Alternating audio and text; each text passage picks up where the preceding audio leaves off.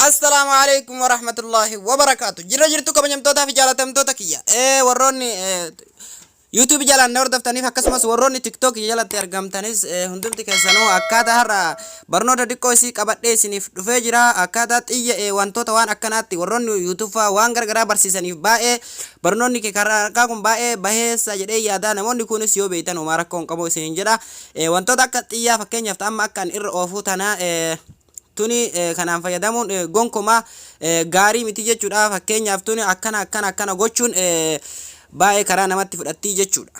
Karaa salphaadhaan xiyya tan akka kompiitaraatti hojjettu isinitti mul'isuudhaaf na duuka bu'a. Bilaastorii namni martuu ni qaba jedhee yaada. Bilaastoor keessan keessa erga galtanii akkana jettanii itti barreessitu.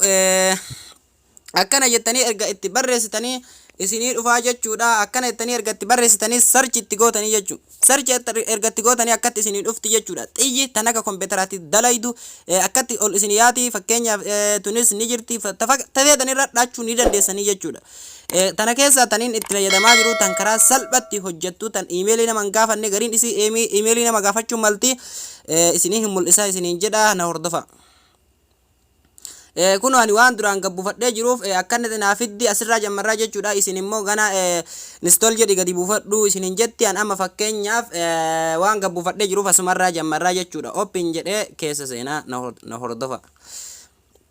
Akkatti isinii fidda akkatti isinii dhufaa jechuudha. Isin awwala waan gabbufadhee waan ayyama kenneefi jechuudha. Akkaataa amma diimaa kanatti isinii fidaa jechuudha. Isin immoo dhuftanii garana deebistan gara boora kana deebistan dhuftee jirti jechuudha. Xiyyiteen kuno argaa jirtan jedhee yaada kuno waan gara kun immoo gurraachi kunnin waan qalamii isii jijjiiru bifa isii jijjiiruudha. Isin akkuma ammaa kana yoo dhiiftan irra bareedaadha.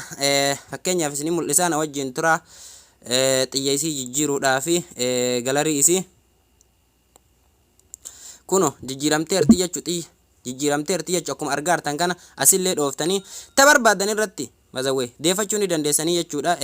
Kana akkana harkiftanii ka barbaadan bifa isii irratti deeffachuu ni dandeessan.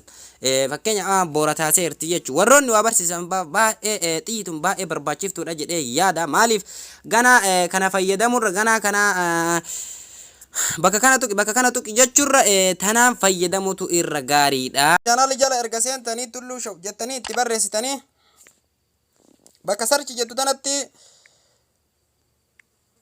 tulluu show jettanii erga itti barreessitanii booda isiniif dhufaa jechuudha. Haaluma kanaan gadhooftanii asirra waan jirus laaltanii itti fayyadamuu ni dandeessaniin isiniin jedha. Ulfaadhaa galatooma. Subscribe, like, share gochuu hin dagatina.